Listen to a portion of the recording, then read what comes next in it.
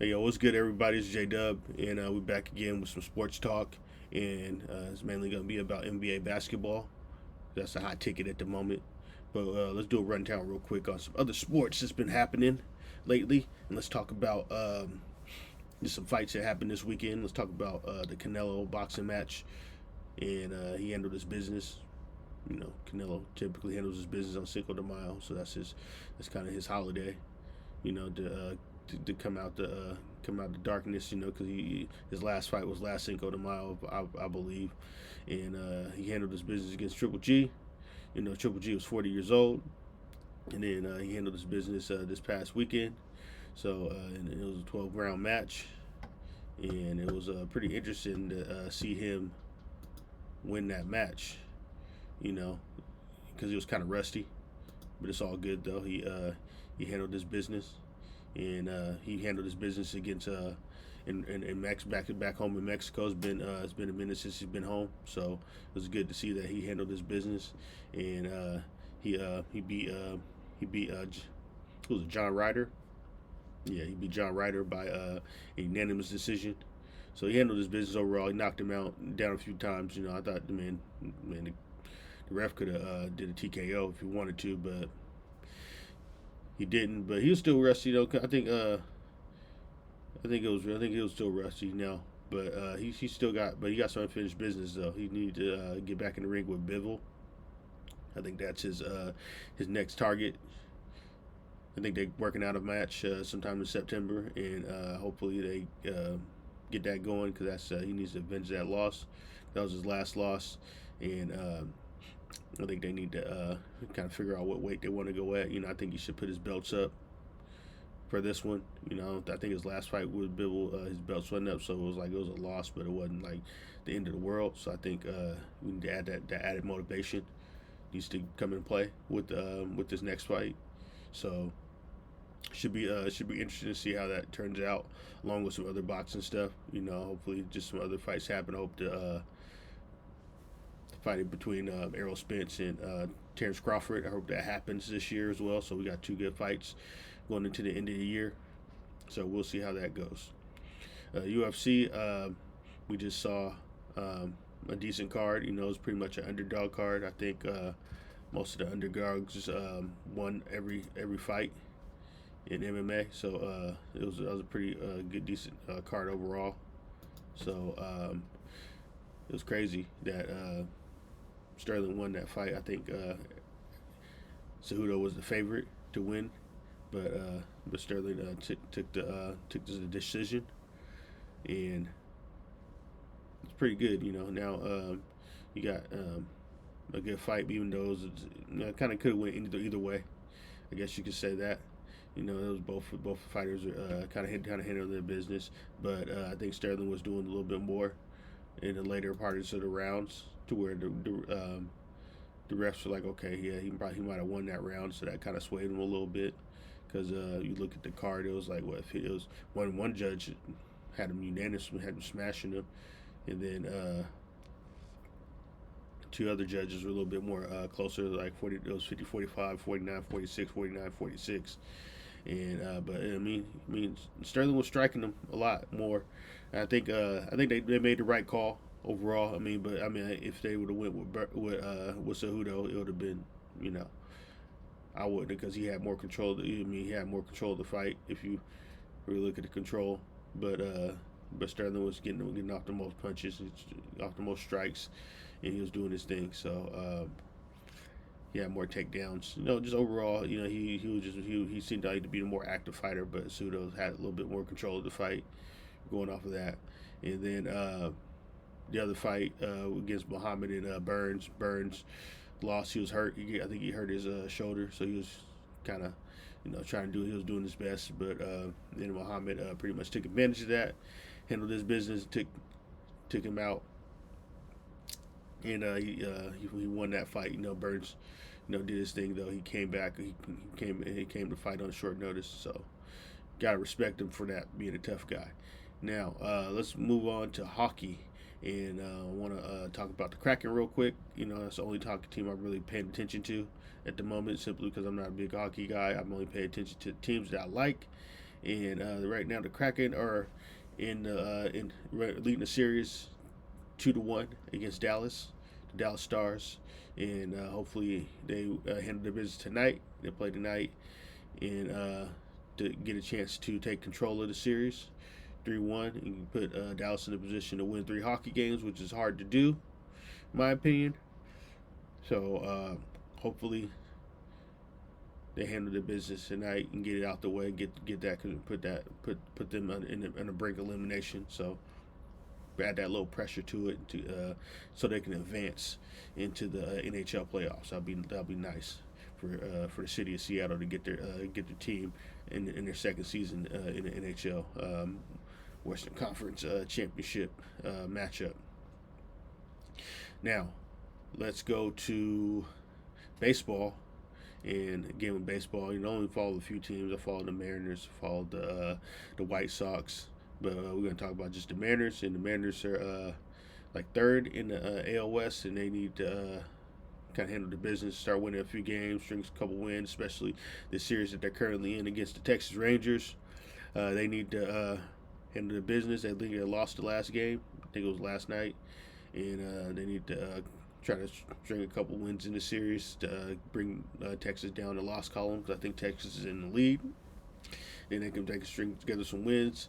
Some of the other teams can take some losses. The Angels are ahead of the Mariners as well as the Rangers. So if they can string together a couple of wins and losses, then that'll be nice for the Mariners to kind of stay in the hunt going into the All-Star break, because you don't want to be going into a losing slump in the All-Star break and then putting yourself out of playoff position. Because think about baseball, there's so many games, you can always stay in it, but you can definitely get yourself out of it. If you lose too many games in one time. So hopefully the Mariners stay in the hunt and they don't put themselves in a hole.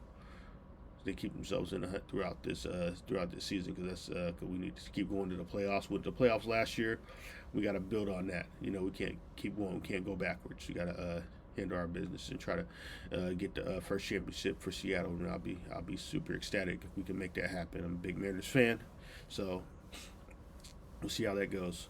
Now let's get straight into the NBA action. That's the main attraction of this video, and let's start with the Knicks and the Heat. That's the matchup that I was thinking that was going to be a more competitive matchup, but it looks like the Heat are in control of this series. I think they're going to win this series in 6. At this point, they're up 3-1. They just won. So I think that the Heat need to pretty much put them away in 6 games. I think the Knicks are not going to lose Game 5 because they don't want to lose in front of that New York crowd. New York fans going to be real hot if they take that L. So I think the Knicks are going to play inspired basketball to win Game 5. And then the Knicks, not the Knicks, but the Heat are going to close them out in Game 6. I think they're battle tested. They got a great coach, Eric Spoelstra. They got Jimmy Butler. Jimmy Butler's looking like the best player in the series. So that's usually the recipe for a team to lose. Really, when you got the best coach and the best player on in the series, and the best in best supporting cast, and I always go with that over what the Knicks are doing. The Knicks are doing their best. They got the second round. I know the fans are happy that they actually got a competitive basketball team. But ultimately, I think this is where the road ends for the Knicks. Unless they can string together a couple of big wins. But it's hard for me to see them winning 3 games in a row against the Miami Heat. Now, moving on to the Celtics and the Sixers. Pretty much there's a recipe for the Sixers is for James Harden to score 40 points. Whenever he does that, they win.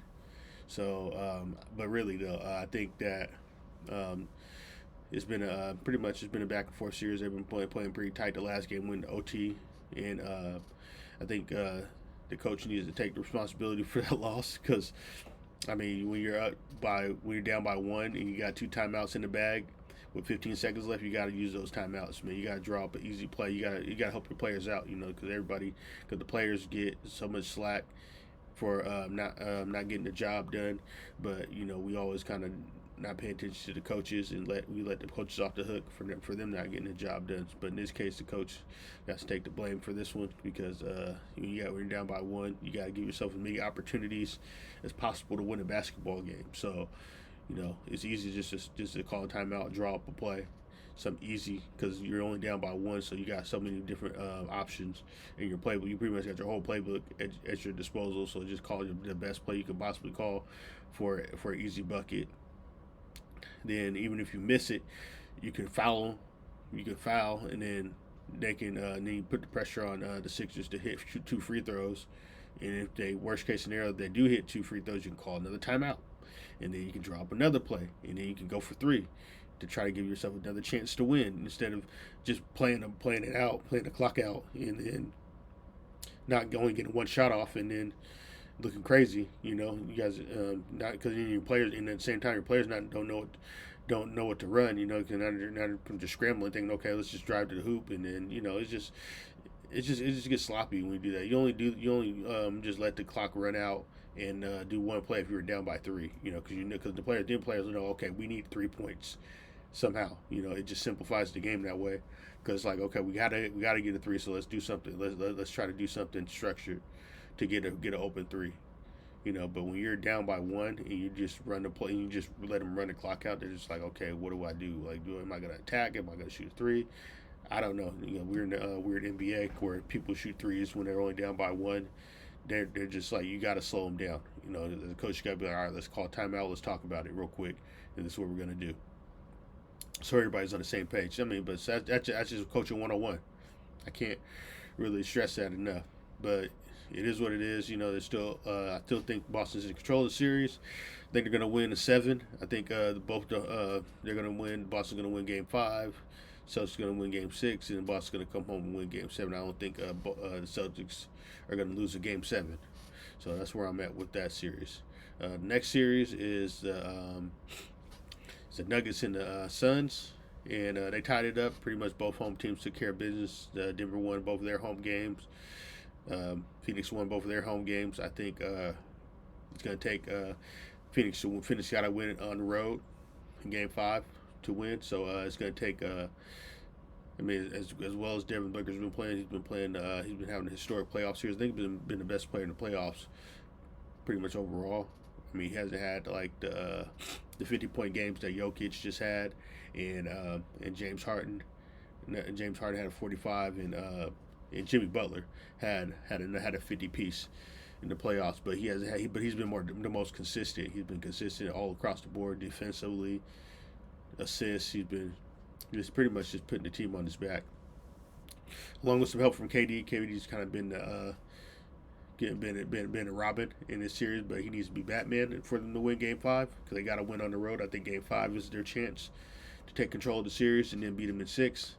But if that doesn't happen, then I see that this game is going to be a 7-game series, and I think that the Nuggets are going to win in 7. If then that is because Game 5 is a crucial game, I think, for Phoenix Suns to win this series. We'll see how it goes but Jokic is playing great basketball. They need Jamal Murray, support cast. I think KCP needs to step up and defensively try to make it tougher for D-Book to score.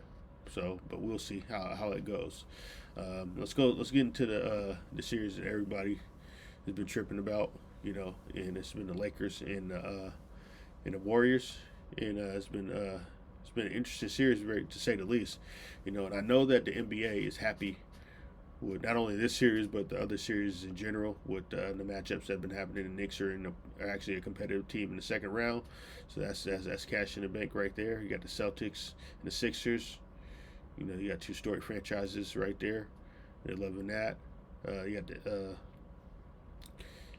got the Denver Nuggets and the Phoenix Suns. 2 teams haven't won yet.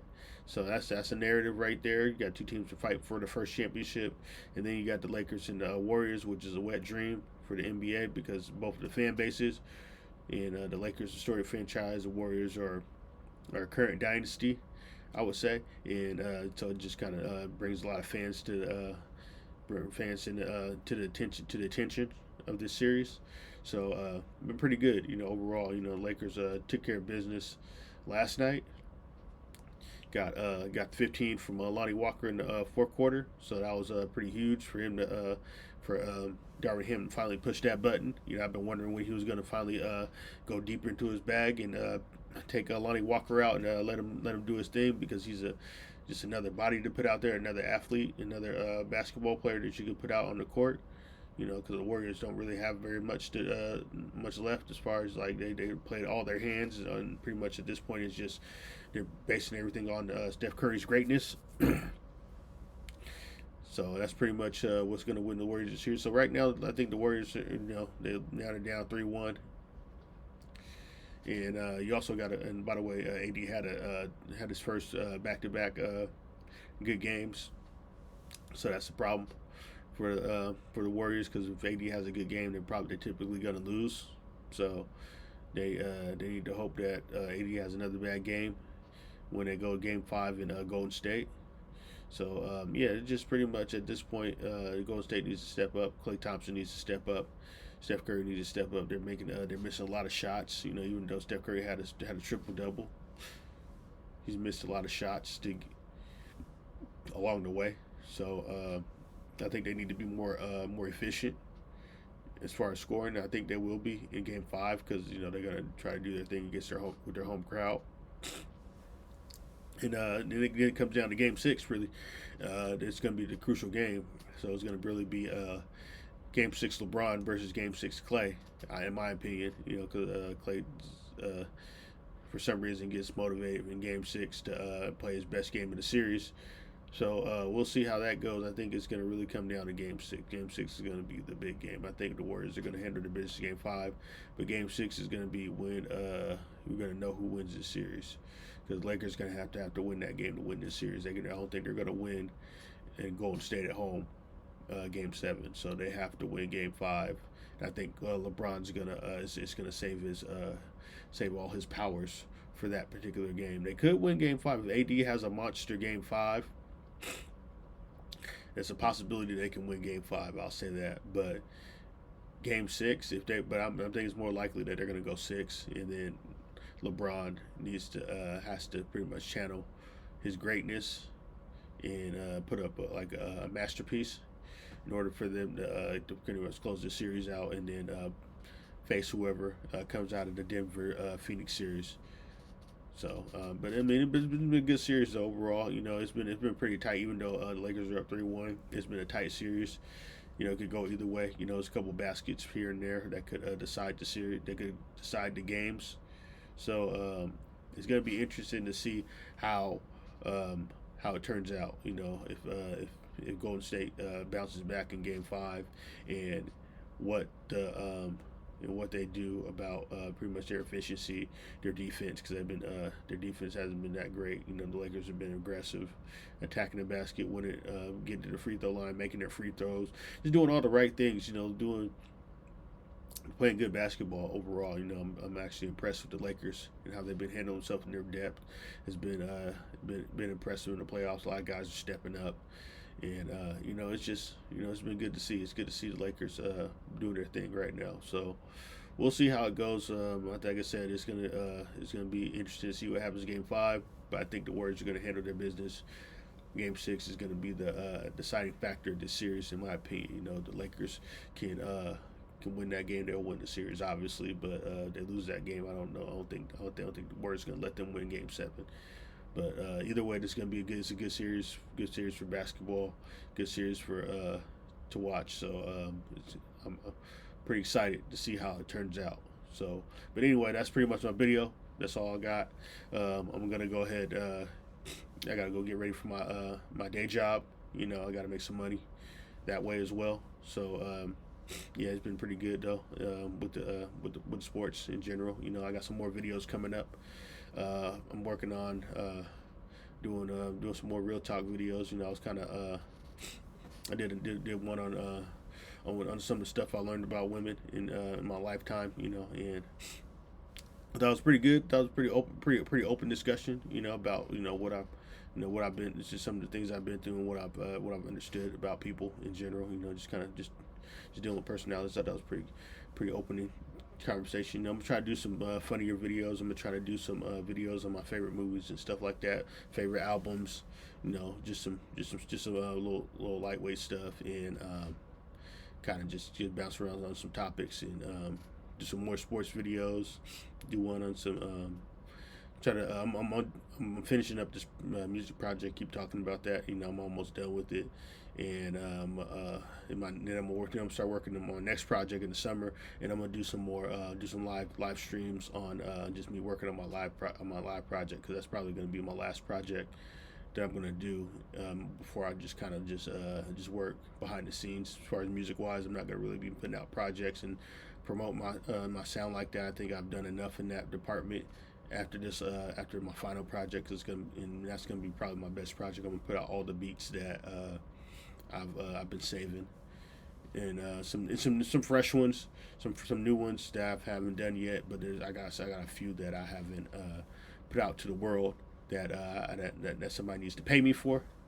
So I'm really excited about putting that project out. Is going to be dope. I'm really excited to get started working on that once I get this other project out the way, which is also dope. Which is an amazing project, probably one of my best projects as well. But this next one is going to be is the one I've been waiting to put out for a very long time. So, but anyway, that's all I got, man. I hope you guys have a great day. It's been fun doing these videos for you guys, and we're just gonna keep it pushing, man. I appreciate you guys' support overall. I've been getting a lot of good feedback, a lot of good motivation to do more videos, and we're just gonna keep it going, keep it moving, and I'm not gonna be on no click the bell, subscribe. I'm off that. You don't have to do all that, man. If you just watch it, I'm good with that. Man, I appreciate your support, wherever it comes from, however you want to support me. I appreciate it. Just do what you got to do. I appreciate it. I'm gonna do what I got to do either way. So I hope you guys enjoy the rest of your day. Peace out.